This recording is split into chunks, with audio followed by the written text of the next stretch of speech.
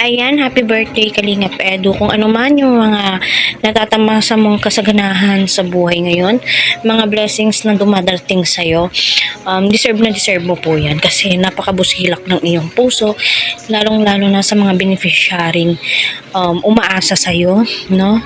At saka yung mga taong nagtitiwala sa'yo na sila Kalingap Prab, no? At alam po natin kung gaano ka-bless itong si Edu sa lahat, no? Especially sa mga supporters, sponsors, no, na andyan palagi umaalalay kay Edu. At number one po talaga ang Panginoon Diyos, no?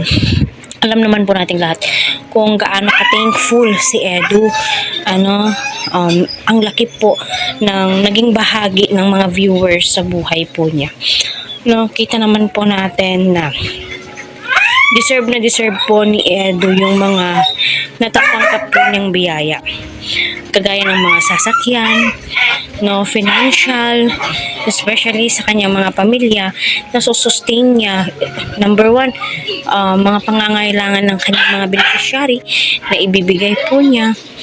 Kaya, hoping and praying na saan man magpunta si Edu ay safe po siya, di po siya papabayaan kasi alam naman po natin kung gaano kahirap ang pag-i-scout, hindi po basta-basta, no? Unahin din po minsan ang health at huwag kalimutang mag-pray, no? Kasi yan po yung sandata natin sa mga panganib, no, sa mga taong nagbabalak sa atin ng hindi maganda.